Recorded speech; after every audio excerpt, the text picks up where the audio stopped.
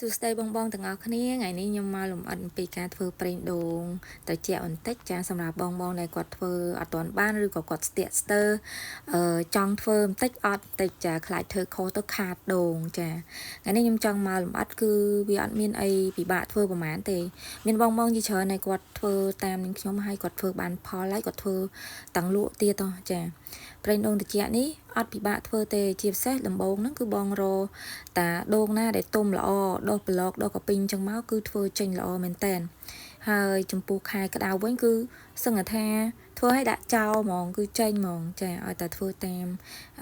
ការណែនាំចឹងណាចា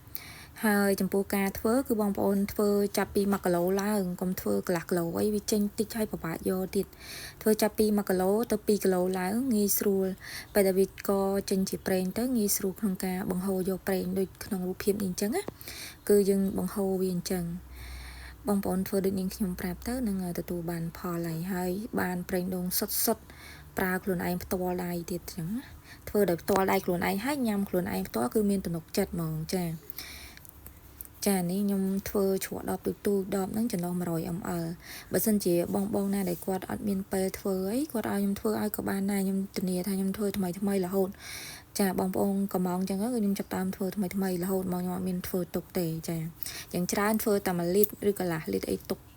ខិនប្រើខ្លួនឯងញ៉ាំខ្លួនឯងចឹងណាតែបើមានបងគាត់កំងត្រូវកាយចឹងទៅខ្ញុំចាប់ដើមធ្វើថ្មីទៀតហើយចាអត់ធ្វើទុកទេហើយមិនមែនថាអត់ធ្វើទុកប្រេងដូងនឹងទុកអត់បានយូរទេណាទុកបានយូរទុកបាន1ឆ្នាំជាងទៅ2ឆ្នាំមកយើងធ្វើហើយយើងច្រោះវាស្អាតចឹងគឺទុកបានយូរអត់ងាយខូចអត់ក្លិនអត់អីទេហើយចំពោះប្រេងដូងត្រជាក់នេះមានបងប្អូនខ្លះគាត់អត់សូវស្គាល់ថា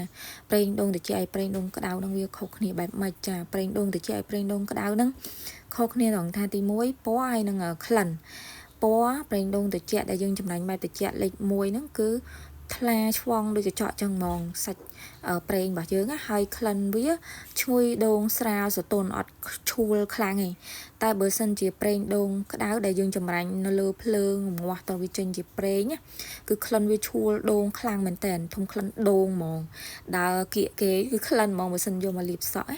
តែបើប្រេងដូងត្រជាក់អត់អីទេវាក្លិនស្រាលតិចចាវាអត់ឈូខ្លាំងហើយមួយទៀតប្រេងដូងត្រជាក់គឺវាមានអត្ថប្រយោជន៍ច្រើនជាងប្រេងដូងក្តៅប្រេងដូងត្រជាក់បងប្អូនអាចយកទៅញ៉ាំផ្ទាល់ក៏បានដែរមួយថ្ងៃញ៉ាំមកស្លាបព្រាបាយអីហ្នឹងមុនពេលញ៉ាំបាយហ្នឹងវាជួយក្នុងការឲ្យយើងស្រួលបតោបងចាសម្រក់ខ្លាញ់ក្បាលពោះហើយជួយរាងកាយរបស់យើងជាពិសេសកាត់បន្ថយការឈឺស្លាក់ដៃស្លាក់ជើងជួយពពកក្បាលឲ្យយើងចង់ចាំបានល្អអញ្ចឹងណាចាប្រេងយើងគឺប្រេងសរីរាង្គធម្មជាតិប្រេងធម្មជាតិហ្មងនិយាយទៅហើយយើងយកទៅប្រើការធ្វើម្ហូបអាហារបានមកចប់ចាជៀនប៉ុងទាឆាអីបានមកចប់ហើយបើនិយាយពីផ្នែកគ្រឿងសម្អាងវិញរត់តឡលេខ1ហ្មងយកមកលាបមុខក៏បានលាបសក់ក៏បានលាយស្ក្រាប់ខាត់ស្បែកកាន់តែពិសេសខ្លាំងជួយស្បែកយើងទន់ភ្លឺរលោងមានសំណើម